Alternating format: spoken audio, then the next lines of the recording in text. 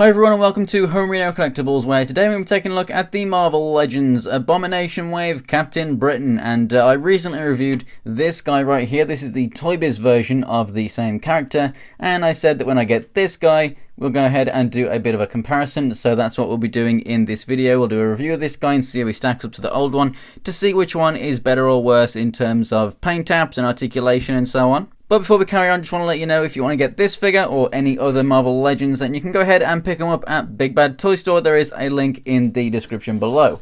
Looking at the back of the package, I also have this Iron Skull to go ahead and review for you guys. And I recently reviewed the Toy Biz version of Abomination. Now, if I can at some point pick this Build-A-Figure up, then I would do a comparison of them. But I'm not going to be getting most of the figures from this wave. They don't interest me, and therefore I'm not going to be able to build this Build-A-Figure myself, which is why I picked up the Toy Biz one. I also think that it's better anyway, but let's go ahead and get this thing open and take a closer look.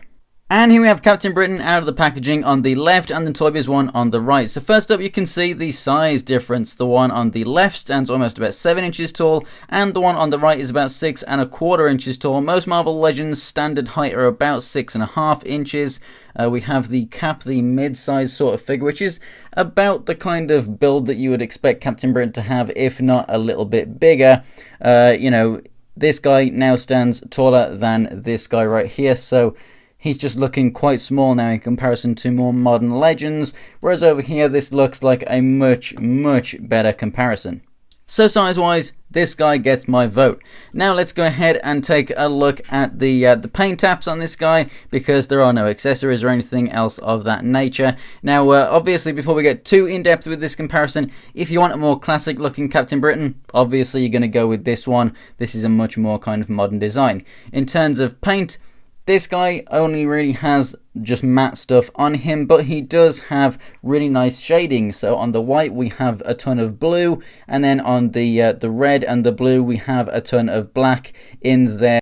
It's all mixed in with that kind of texturing. If we go ahead and change the focus right here and bring it in nice and close, you can see it really does capture all of the detail that's within the sculpt. I mentioned in my review for this guy, you know, some of that texturing in places I don't really like it as much. It works better on other with other characters that have used this mold, such as Black Panther. Not so much for this guy right here, but nonetheless, in terms of just an action figure, it does look pretty good in that shading department. Over here you've got a much more clean-cut look because you don't have any of the shading. However, you do get the metallic blue in there, as well as the matte and some other glossy sections like the white here on the hands and stuff as well. So you have a mix of quite a few different finishes on the figure, which really makes this guy stand out. However, clean cut doesn't mean good paint job, unfortunately. You know, on here I have a kind of mark on the head that's just in the molding, but both shoulders, the red isn't really put on quite enough, so you can see some of the blue bleeding through. You got a bit of the blue, or whatever that is under there, red, showing through under that white there. The blue on the legs, the edge, the paint line isn't all that great on both sides. It's kind of fuzzy. We have black spilling out onto the mask right here over the eyes.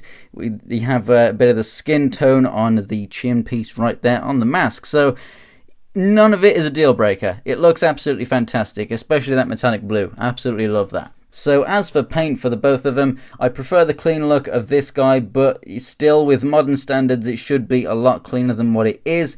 You know, he doesn't come with any extra accessories or anything, so you'd expect just paint on a blank body to be done perfectly to make this guy sell, and it's not perfect, but it's not anything too super bad.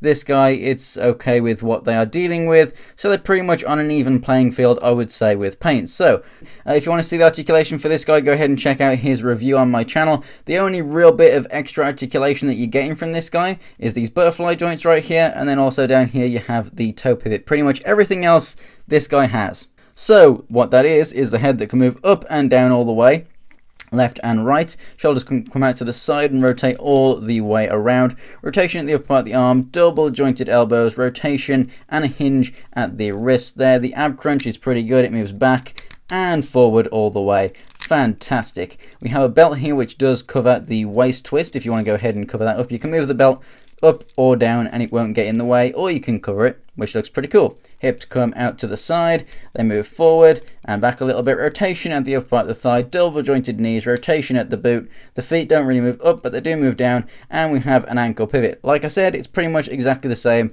as that other figure. So overall, the two are pretty even in almost every respect. It pretty much just depends on which design you want to go for. And for me, it's definitely the newer one. Just the design of the new helmet there, the logo on the side, the metallic blue, and the overall musculature. And then you've got the hand wraps and stuff, and more detail down there on the boots with those gold clasps.